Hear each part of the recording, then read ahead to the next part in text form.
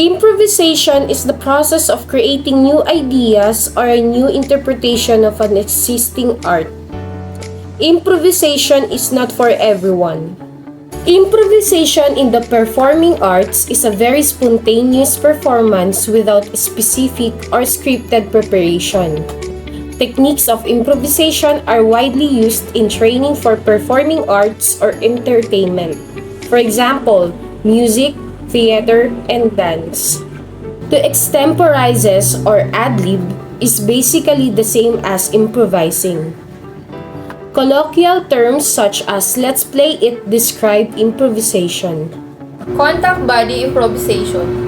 Contact improvisation is a dance technique in which points of physical contact provide the starting point for movement improvisation and exploration.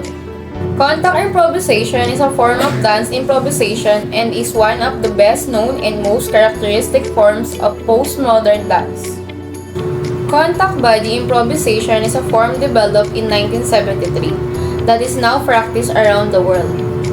What makes contact different from other dance is that partners are often moving in and out of physical contact while rolling, spiraling, spinning, and falling. They find ways to enjoy the ride and improvise while mutually supporting and following each other's movement. The dancing is unpredictable and inspired by the physical and energetic contact the partners share. Sound improvisation. Musical improvisation, also known as musical extemporization. Musical composition which combines performance with communication of emotions and instrumental technique as well as spontaneous response to other musicians. Sometimes, musical ideas in improvisation are spontaneous but may be based on chord changes in classical music and many other kinds of music. One definition is to play or sing extemporaneously by inventing variations on a melody or creating new melodies, rhythms, and harmonies. Theater improvisation. Improvisational theater, often called improvisation or improv, consists of comedic, poignant, or dramatic stage performance, usually with a wide cast of actors and actresses. Improvisational theater introduces an interactive relationship between cast and audience. For instance, most improv groups will engage audience by asking questions or pulling volunteers from the crowd to induce excitement. Solving improvisational challenges. For creative problem solving by learning play within them. Some of the problems in improvisation are letter A, mental block, letter B, remembering new movement, letter C, fitting it all together, letter D, differences in concept, and letter E is mindset. Mental blocks. As you learn, these are movements you will find at times you're working improvisation flaws easily and at other times.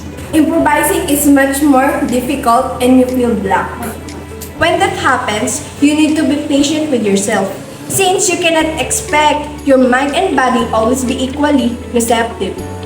Finding ways to work through improvisational problems is part of the learning process. Remembering new movements. Many students have trouble remembering movements discovered during an improvisation session, but this problem can be solved through practice. Remembering improvised movement is important because later those movements will be molded and formed into a study. You will find that the ability to remember movements is comparable to standing outside yourself and watching as you improvise. Fitting it all together. You'll also discover that movement do not always come forth in a logical manner. For example, the end of study may come to you during improvisation before the middle is completed. It requires patience to learn how all parts fit together. The ability to give form to your action may take time. Differences and concept. If a piece seems to be taking shape in a certain direction, explore that direction even if it differs from your original concept on your work. The creativity process requires that you be open to all possibilities as they occur. Mindset.